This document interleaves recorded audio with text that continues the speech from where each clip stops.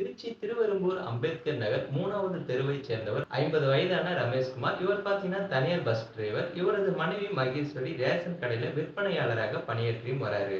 இவரது மகள் மீனா பிரியா, மகன் சரவணகுமார். மீனா பிரியாவுக்கு திருமணமாகிவிட்டது. தம்பதிக்கு இடையே கருத்து வேறுபாட்டால் அடிக்கடி தகராறும் ஏற்பட்டு வந்திருக்கு. இதனால பார்த்தீங்கன்னா இருவரும் கடந்த 7 ஆண்டுகளாக பிரிந்து வாழ்ந்தும் வராங்க.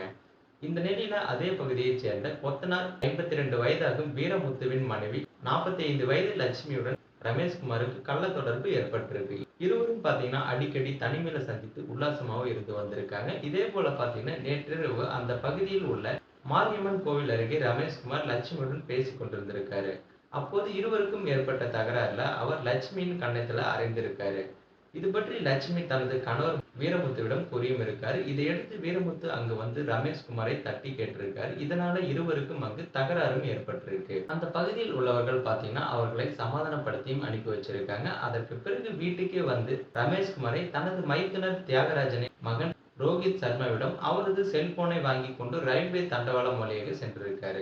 ரோஹித் சர்மா செல்போனை வாங்க நள்ளிரவு ரயில்வே தண்டவாளம் பகுதிக்கு சென்ற போது பாத்தீங்கன்னா வீரமுத்து வீட்டின் எதிரே உள்ள ரயில்வே தண்டவாளத்துல ரமேஷ்குமார் தலையில் 3 இடத்திலும், இடது விழா பகுதியில 6 இடத்திலும், கையில 5 இடத்திலும் கத்தி குத்து காயத்துடன் ரத்த வெள்ளத்துல கொலை செய்யப்பட்டு கிடந்ததை பார்த்து அதிர்ச்சியும் அடைந்திருக்காரு. இது குறித்து ரோஹித் சர்மா திருவெறும்பூர் போலீசுக்கு தகவலும் கொடுத்திருக்காரு. அங்கு வந்த போலீசார் ரமேஷ்குமாரின் உடலை கைப்பற்றி பிரேத பரிசோதனைக்காக தூத்துக்குடி அரசு மருத்துவமனைக்கும் அனுப்பி வச்சிருக்காங்க. இது பற்றி விசாரிக்க போலீசார் வீரமுத்து வீட்டுக்கு சென்ற போது பாத்தீங்கன்னா தலை உள்ளிட்ட 3 இடங்களில் லேசான கத்தி குத்து காயத்துடன் வீரமுத்து இருந்தது தெரிய வந்திருக்கு. இதையடுத்து அவரை போலீசார் திருச்சி அரசு மருத்துவமனைக்கும் அனுப்பி வச்சிருக்காங்க. இது பற்றி போலீசார் நடத்திய விசாரணையில ஆத்திரத்தில் இருந்த ரமேஷ்குமார் வீரமுத்து வீட்டுக்கு சென்றிருக்காரு.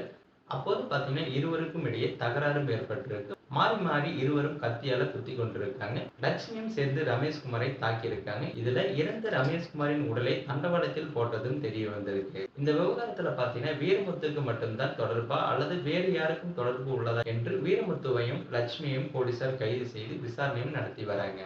இந்த சம்பவம் பாத்தீங்கன்னா அந்த பகுதி மக்களிடையே பெரும் பரபரப்பை ஏற்படுத்தி இருக்கு. சோ மேலும் இது போன்ற வீடியோக்களை உடனுக்குடன் காண மறக்காம நமது சேனலை சப்ஸ்கிரைப் பண்ணுங்க, பெல் ஐக்கானை கிளிக் பண்ணுங்க. அப்பதான் நம்ம போடக்கூடிய வீடியோ உங்களுக்கு உடனுக்குடன் நோட்டிபிகேஷனா வந்து சேரும்.